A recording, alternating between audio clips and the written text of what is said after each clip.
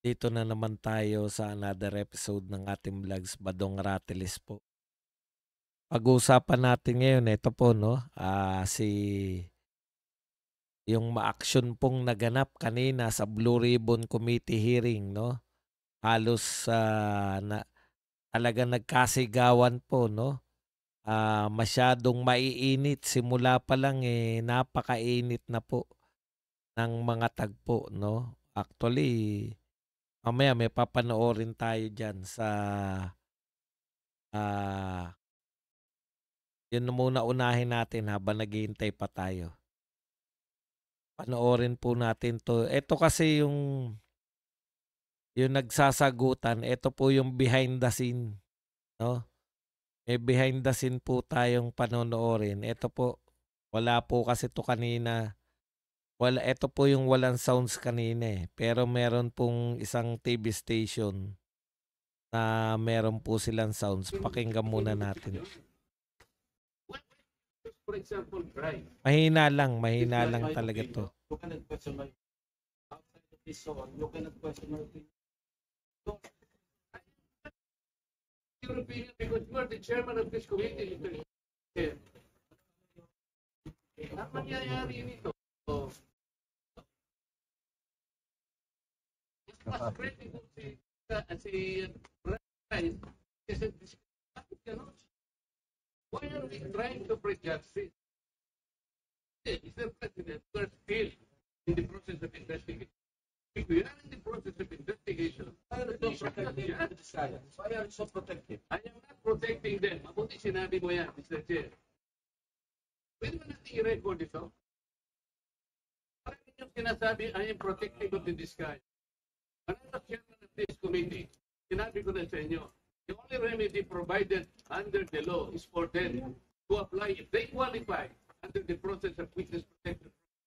That's all what I did. Second is resumed. Second is resumed. Mr. Alcantara, you proceed. The proceeding, Mr. Chair. Mr. Alcantara, you proceed. I will register my Grabe, no? continuing objection, Mr. Chair. I will question the objectivity of this proceedings. If you will allow me to raise this point, maybe in the plenary this afternoon, I will raise it. Grabe yung ano, no? Grabe yung ginawa nila kay ano, no? Kay Marcoleta, no? Ayan po yung ano yung naganap po kanina. Yan po yung walang sound si Marcoleta. Pero grabe, no? Grabe, parang mafia rin. Parang mafia rin yung ano,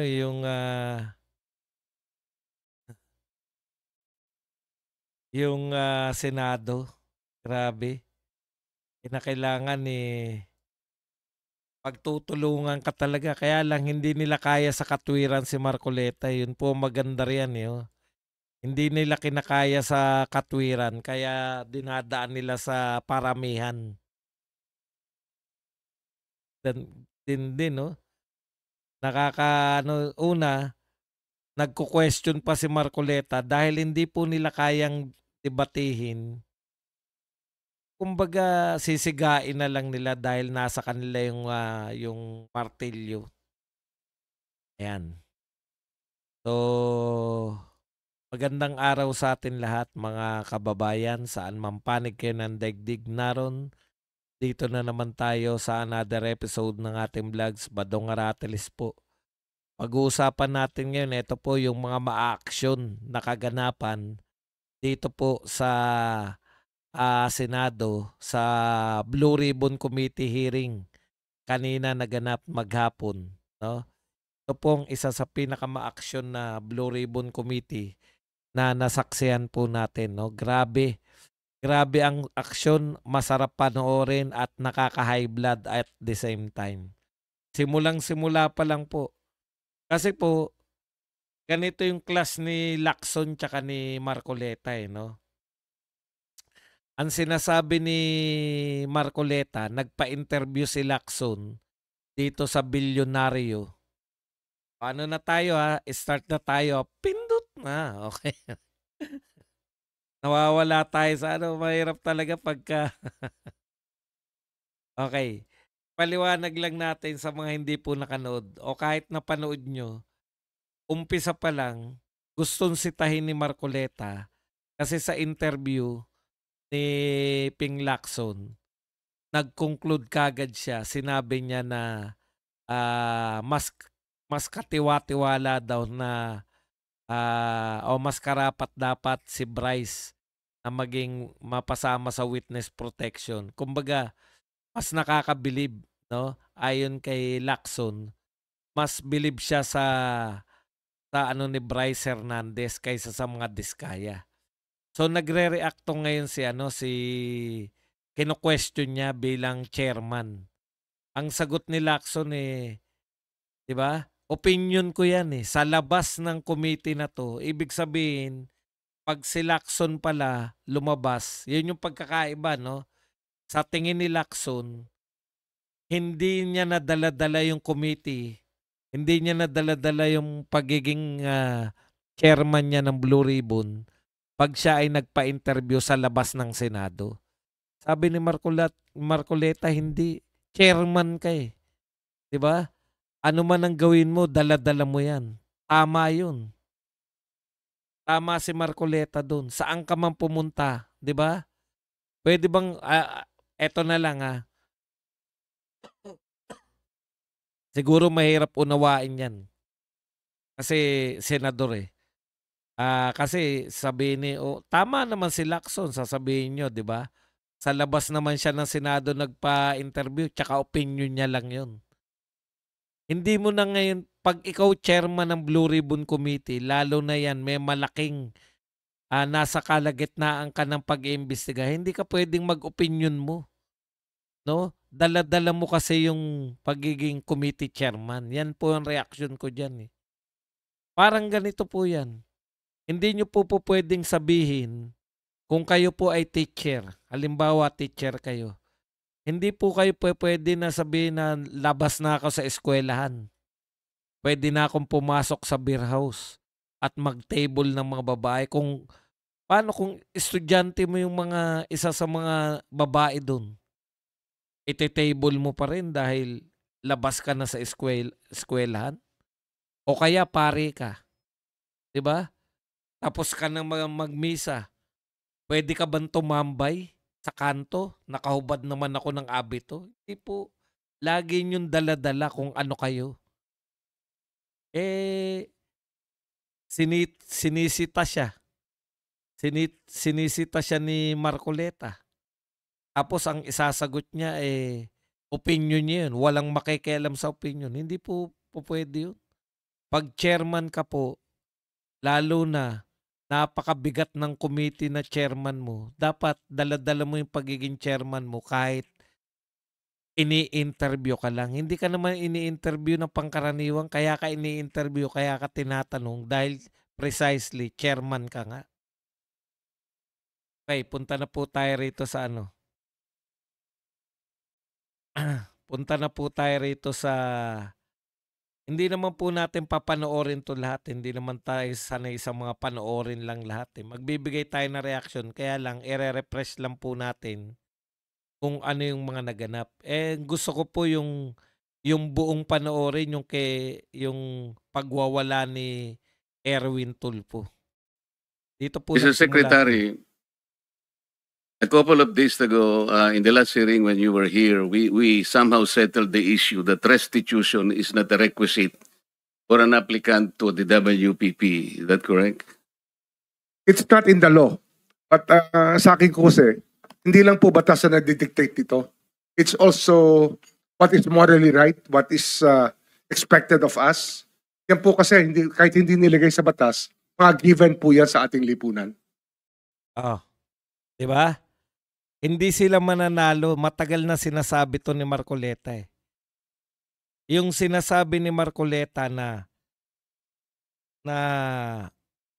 etong restitution o yung pagsosole, yung bago ka gawing o mapasok sa witness protection program, ay kinakailangan muna na ikaw ay magsoli, no, ng mga ninakaw mo. Dahil abogado si Marcoleta, lagi po siya lagi niyang isinasalang-alang yung batas. Kaya tinatanong niya to si Remulla, nasa batas ba yan na magsosoli muna bago tanggapin? Yan po yung pinakausapin dyan eh. Magaling magpaikot to si Remulla eh. Pakinggan na po natin ng konti pa. What do you mean by that, Mr. Secretary? Kasi wala nga sa batas yung ano. Wala yung, nga sa batas. yung Then, requirements anong lalagay mo sa batas? for admission to the witness protection. Ang restitution is not part of it. Yes, it is. Aminado sila, nagkakasundo silang dalawang abogado na wala sa batas na kinakailangan mo muna magsoli o restitution. Magsoli na ninakaw mo. Not. Oh, pero hindi mo nangangahulugan na hindi namin pwede i-layout yan depending on the case. Mr. Secretary, I am still in the stage where a particular applicant wishes to apply under that program. And there is a process. In the process, restitution is not one of the requisites. That correct?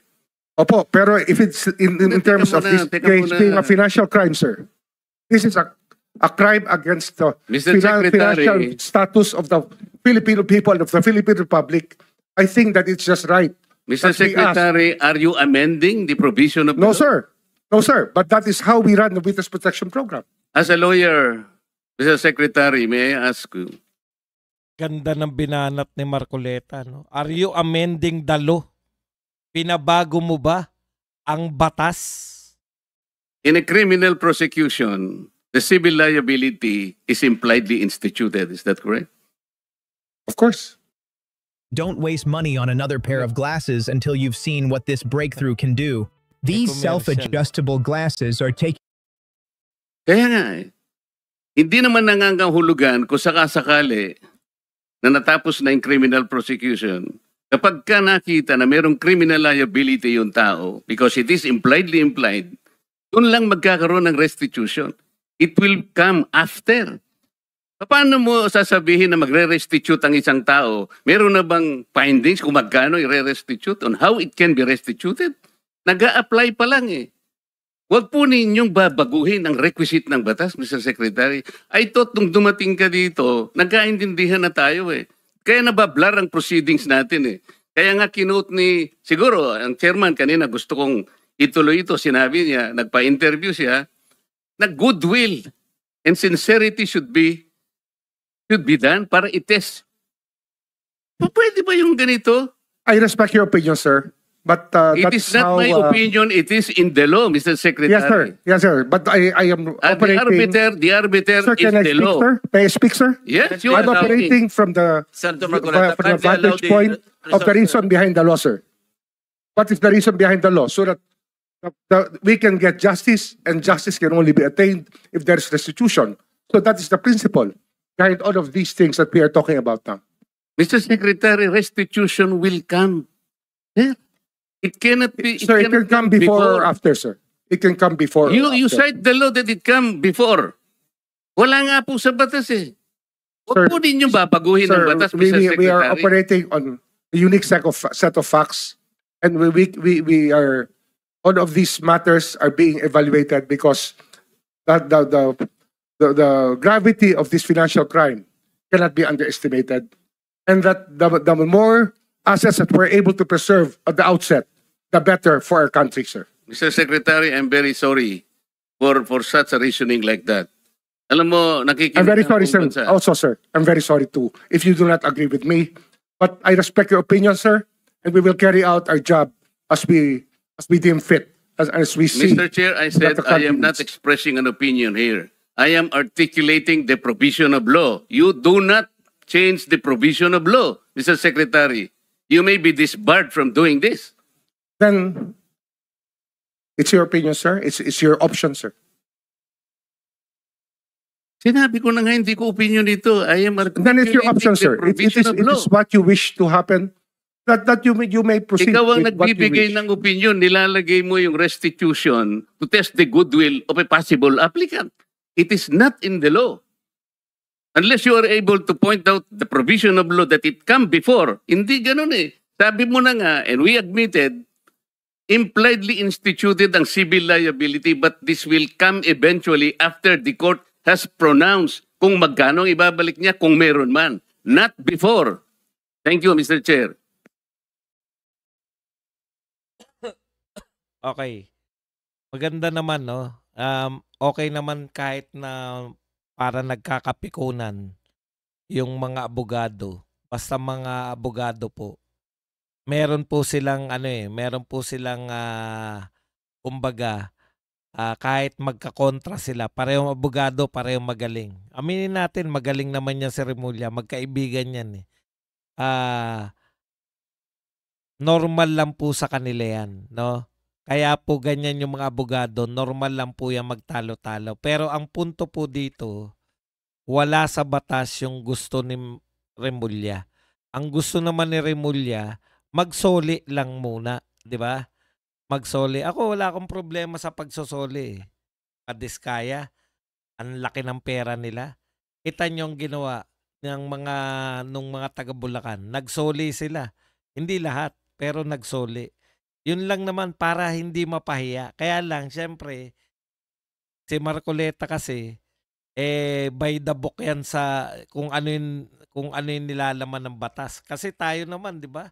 O di magsoli ka naman nga para magpakita ka ng goodwill, para hindi lang mapahiya rin. Alam niyo yun, hindi rin din mapahiya si Remulla. Kasi si Remulla, nasabi na niya eh. Kumbaga pinangangatawanan niya na yung sinabi niya na bago tanggapin sa Witness Protection Program yung mga diskaya, kinakailangan magsoli muna. 'Di ba? Pangangatawanan niya na yan eh. Kaya lang ang problema nga, ano ba dapat? Yung pangangatawanan ba sa batas? Ako dahil hindi ako abogado, okay ako doon. Magsoli kayo ng mga 10 bilyon o dinasiyahan ng lahat, 'di ba? Yun lang naman yung punto eh. Yung kahiyaan na eh. Kung ako sa diskaya, tama naman si Marcoleta. Talagang sa libro, wala talaga yan. Aminado rin naman si Remulla. Kaya lang gustong sabihin ni Remulla malamang, napapahiya na ako rito, adre. Pag hindi nagsoli yung mga diskaya, ako mapapahiya, di ba? Yun eh. Is either ano na yan eh, usapin na ng kahiyaan, tignan mo sa ngiti ni Remulla, no? Kaya mahirap kalaban yung mga abogado. Pag nakipagdebate ka sa isa sa kanila, tignan mo yung titig ni Remulla, no? Ang hirap gibain niya pag ang kadebate mo, nginingisian ka ng ngising demonyo. Mas lalong mahirap kalaban to si Marcoleta. Ha? Mayat maya, panay batas ang ibabanat sa'yo. Pero anuman, naggagalangan pa rin sila kasi alam naman, yan yung problema. Yan yung maganda sa mga abogado, sanay po sila na mayroon po na ang mga abogado may magkakontra, pwede silang magkaroon ng magkakontrang pananaw, pero eventually, korte na po yung maghahatol dyan. Ang problema, pag sinakyan to ng mga senador na hindi abogado. Kasi ang pinagtatalunan lang ng dalawang abogado, yung hindi nila pwedeng isang tabi yung batas eh. Ang sinasabi lang ni Remulla, wala nga sa batas yan. Pero sign of goodwill, magsoli ka naman ng pera, diskaya. Para naman, wag mo naman sabihin sa amin na wala kang ninakaw. Diba? Ang gusto naman niya, sign of goodwill. Ang problema, pag mali ang pick up ng mga grandstanding senators. Yun yung problema. So ang problema dito, pag pinick up to ng isang katulad ni Erwin Tulfo, na tingin niya pwede nang baliin ang batas. May sinabi po ba si Remulla? Actually, winarningan siya ni Marcoleta, di ba? Pag tinuloy mo yung plano mo, pwede kang madisbar. Sabi ni Marcoleta sa kanya. At hindi niya yung tinanggihan. Nahihimasmasan siya ron. Kayo po. Pero yung hindi abogadong senador, ang pick up dyan, pwede palang baliin ng batas. Di ba? Nagkalakas ngayon ng loob itong napakahusay na nagngangalang Erich Sylvester na bumanat dito po sa batas mismo. Wala po problema, alam po nila eh. Alam nyo, eto, ako ang basa ko rito kay Remulla. Alam niya na eh, olats na siya. Maaring nung una niya sinabi yan, no? Akala niya akala niya palalampasin na ni Marcoleta. Hindi po pinalampas ni Marcoleta eh. Alam niya mapapahiya siya. Kaya pinangangatawanan niya lang. Pero hindi niya po pwedeng sabihin na nasa batas to. Abogado siya eh. Tama si Marcoleta ron. Pwede siyang madisbar. Kasi ipinaglalaban niya yung labag sa batas. Wala sa batas. Okay. Si Remulla may mga ganyan eh, di ba? Sa kanya din galing yung yung hindi tayo makikipagtulungan sa ICC. Pero pag nag-request yung Interpol, makikipagtulungan tayo sa Interpol. Interpretasyon niya rin yun eh. Kaya nga siya may kaso, di ba? Kaya nga siya may kaso. Pero marami tayong natututunan tuloy. Sabi ni Marcoleta, pwede nyo namang habulin yung mga diskaya. Pagkatapos na, halimbawa, naging na sila, proteksyonan nyo muna sila bilang mga witness. Ngayon, kung despite, natapos na, yung witness nila na kasuhan nyo na, o di tsaka nyo suriin kung nararapat pa bang habulin yung pera nila o hindi. Pero wag nyong isabay ngayon kasi kinakailangan natin yung testimonya ng mga diskaya. Pwede na rin naman pabayaan niya ni Marcoleta sa auto pakikisama pero hindi. Hindi ganun si Marcoleta eh. No? Kaya yun ang maganda kay Marcoleta. Wala ring atrasan. Kung sa tingin niyang tama, ipaglalaban niya rin. Eto ngayon ang problema. Pag sinakyan niya ng hindi abogado, yung akala niya pwede nang baliin ng Wala kayo narinig sa haba ng diskusyon ni Marcoleta at ni Remulla. Wala kayo narinig na dapat baliin ng batas. Pero mali na po siyempre ang pag-intindi ni Erich Sylvester Tulfo. Pakinggan po natin. Taong bayan na libo-libo, people power monument sa Luneta, hindi lang po pagnanakaw, they were also shouting, ibalik yung pera nila. And I believe the Secretary of Justice heard that. And I believe Malacanang heard that. Kaya nga po, dito po sa mga kontraktor, mga opisyal. Maganda naman yung punto niya, no? Narinig siguro yung sigaw sa EDSA at doon sa Luneta na ibalik ang pera. Simple. Alam niyo naman eh. Si Erwin Tulfo eh. Kaya bilib na bilib sa kanila. Masang-masa ang datingan eh. Pati utak, masa eh. Isole ninyo ang pera ng taong bayan. Hindi po batas ang pinag-uusapan. Wala ho tayong pakialam sa batas na yan. Mali yan. Senador ka. Pinapaalala namin sa iyo, Rapi, ay Erwin Tulfo. No? Ikaw ay isang senador. Hindi mo pwedeng sabihin na wala tayong pakialam sa batas. Ano ba trabaho mo bilang senador? Gumawa ng batas. Tapos sasabihin mo wala tayong pakialam sa batas. Maling-mali po yan, Mr. Senator. Hindi mo pwedeng daanin niya sa tapang lang na magsisisigaw ka ay tumama ka na. Pera ng taong bayan. Hindi po batas ang pinag-uusapan. Wala ho tayong pakialam sa batas na yan. Sometimes, you have to bend the law. Tignan nyo.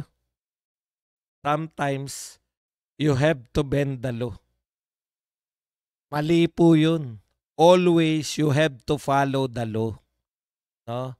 Senator Erwin Tulfo, lalo na sa kalagayan nyo. Kayo po ay senador. Hindi po sometimes you have to bend the law. Always you have to follow the law bilang senador.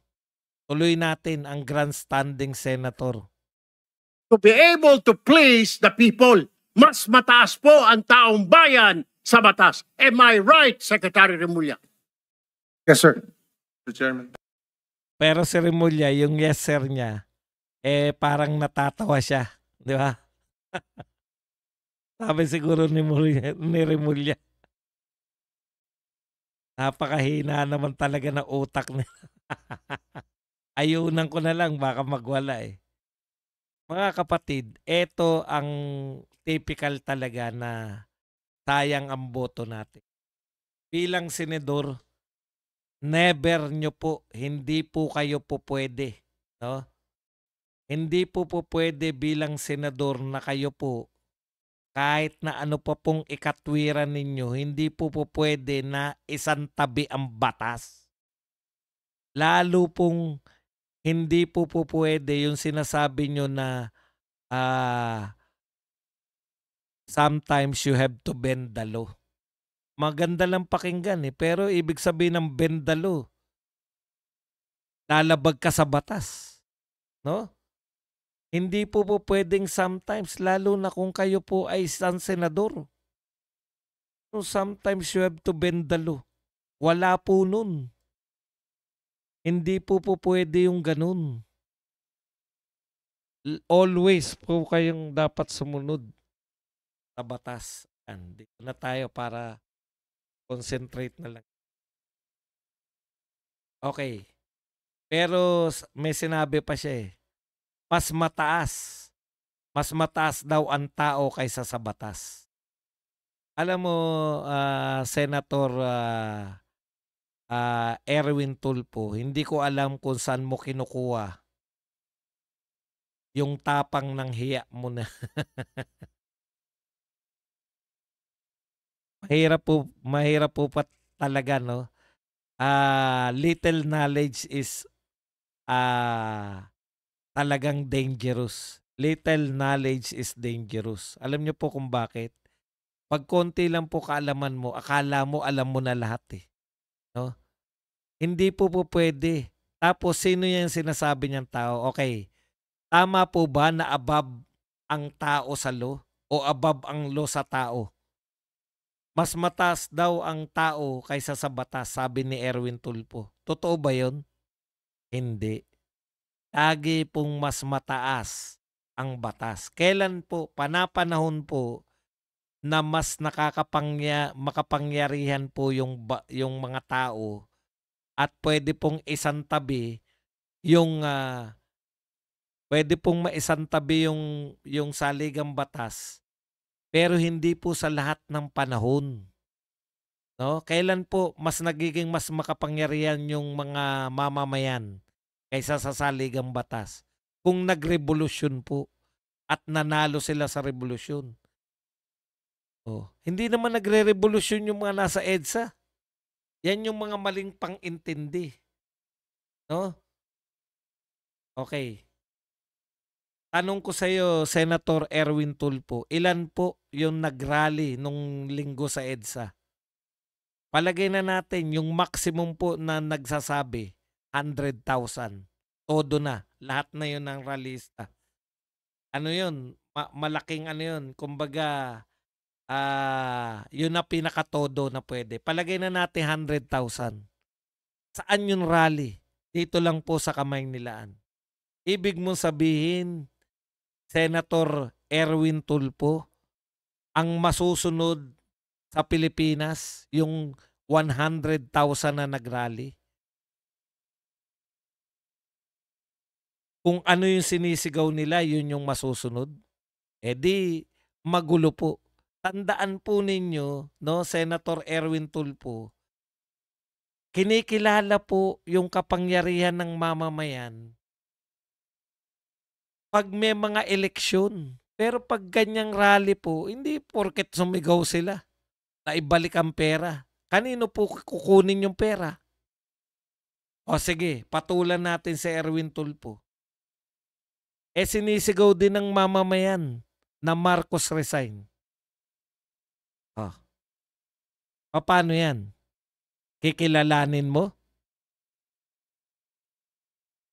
Yun yung maling pang-intindi natin sa mamamayan Akala nyo yun yung buong mamamayan ng Pilipinas? Yung nasa EDSA? Kalahati no sumisigaw Marcos resign. Pagre-resignin niyo si Marcos? At lahat ng yun, alam mo ang gusto ng lahat ng yun? Isoli ni Martin ang perang ninakaw niya. Sasabihin mo ba sa amo mong si Martin na isoli niya yung perang ninakaw niya? Kailan po yun? Gamit kayo ng gamit sa mamamayan, hindi nyo naman naiintindihan yung ibig sabihin ng taong bayan. Yung taong bayan ba yung mga dilawan? Unti lang yun eh. Todo na yun, yun na sila lahat eh. Paano yung mga taga Mindanao? Paano yung mga taga Visayas na hindi kasama sa rally sa EDSA? Hindi po sila nagre-represent ng mamamayan. Kahit nga po sundan natin yung sinasabi mo na makinig dun sa mga taga-EDSA at yun ang isang tabi yung batas at yun ang pakinggan. Gusto ng mga ibang rallyista sunugin yung Malacanang. Makikinig tayo, susunugin natin Malacanang. Sino yung pakikinggan mo? Yung gusto mo lang pakinggan? Sino yung magdetermine? Sabi mo, isang tabi muna natin yung batas. Pakinggan natin yung mamamayan. Hindi ba mamamayan yung mga nambato ng mga pulis? Hindi ba yung lumusob ng Sogo? Hindi ba mamamayan din yun? Yung nagsasabing Marcos resign, hindi ba mamamayan yun?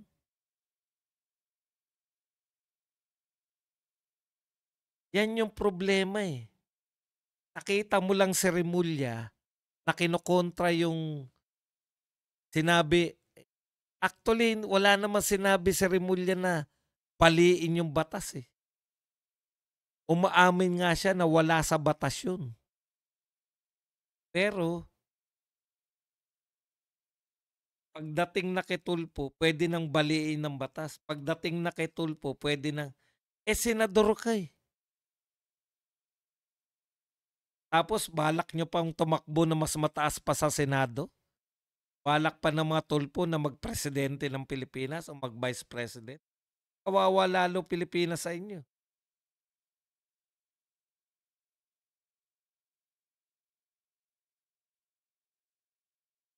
Yung pag-grandstanding mo, wala naman eh. Tignan mo si Lacson. Sabi ni Lacson, biglang kapanipaniwala na ngayon si Diskaya. Bakit? Bakit kapanipaniwala na si Diskaya? Ang kinakanta ni Diskaya, si Saldico eh. Tapos lahat ng tinanong ni Lacson kung paano nagre-rig, kung paano yung lokohan na kunwari ang bidding na ipaliwanag ni Diskaya. Kung paanong dayaan sa bidding. Kung paanong bago mag-bidding na i-award na pala yan sa mga paboritong. Kaya yung top 15, kaya sila lagi yung may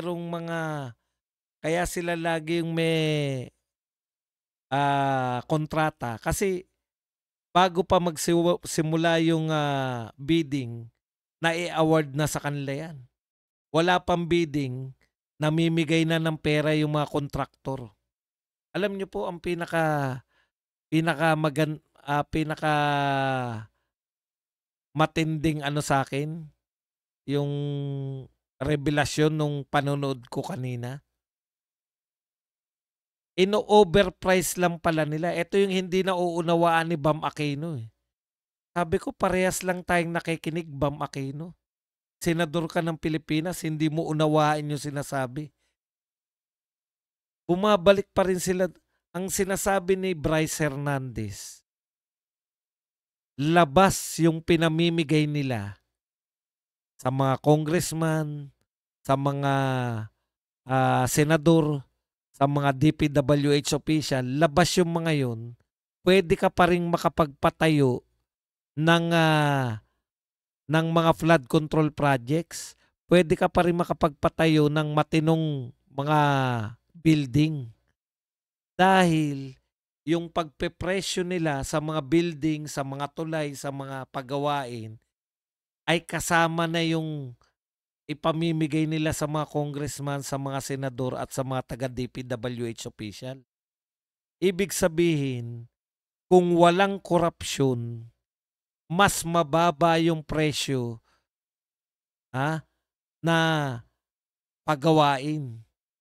Kaya tumataas yung presyo dahil sa dami po ng nakikipatong.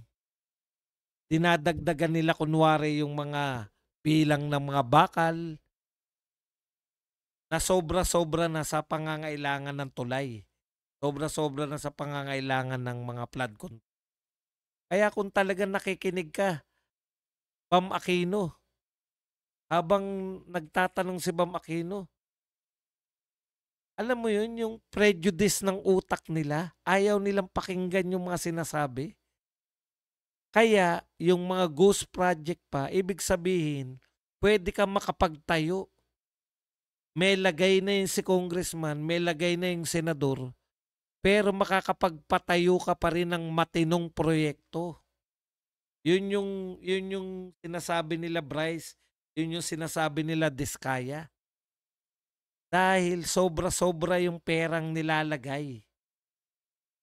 Kaya dapat, yun yung masilip natin. Hindi pala, pali tayo ng pangunawa na walang maipapatayong matinong proyekto kasi dun ibabawas ng mga kontraktor. Hindi pala. Sobra-sobra pa pala yung pera talaga. Yung biniding nila, kasama sa presyo yung ibibigay mo. Ngayon, sa sobrang sakim lang ng mga taga-Bulacan at ng mga taong mga kontraktor at saka ng mga opisyal, sa sobrang kasakiman pa, kaya nagkakaroon pa ng mga ghost project, kaya pa nila matabang pa yung mga semento sa sobrang kasakiman na. Yun po yun. Mga sakim na yung mga kontraktor, taga DPWH, at saka mga congressman na sobrahan na sa sakim. Kaya talagang mas pinili nila, mas gusto nila, i-ghost nyo na lang yan para mas malaki paghati-hatian natin.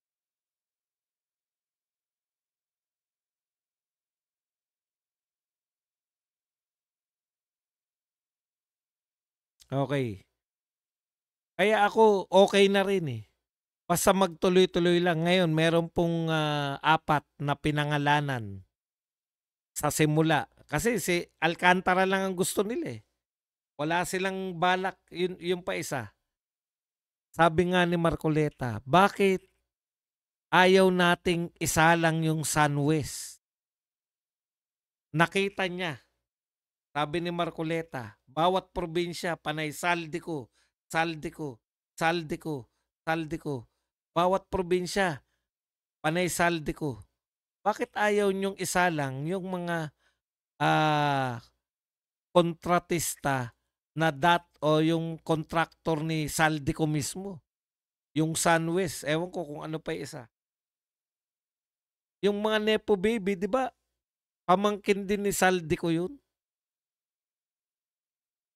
Bakit panay Bulacan-Bulacan lang? Yun yung problema ko rito kay Lacson eh. O ngayon siguro isasalang na nila kasi parang ang Malacanang at lahat sila. Yung Kongreso, tinatabla na si Saldico. Si Sandro Marcos, pinauwi na. Si Speaker D, pinauwi na.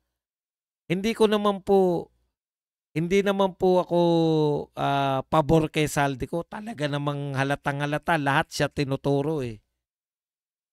Kaya lang, alam naman natin eh. Talagang hindi lalantad si Martin. Talagang si Saldico lang ang palalantarin niya. Makikipagnegosasyon. Pero naniniwala ba kayo walang kinalaman si Martin? Stick lang kayo sa mga sinabi ni BP Sara, hindi tayo maliligaw. Ang may control ng mga budget ng Pilipinas, si Saldico at si Martin. Doon sila pa may control ng Kongreso. At kaya naman nariyan si Martin dahil niluklok siya ni BBM. Kaya yun po yung ugnay-ugnayan nila eh. Talagang Martin, Saldico, BBM. Hindi po yan kaya okay na rin ako na makasuhan yan si Saldico, yung 3 senador. Nasana eh. Di ba sila din yan? May mga kaso na yan dati, di ba? Yung 3 senador na yan. Ganun talaga eh. Pag hindi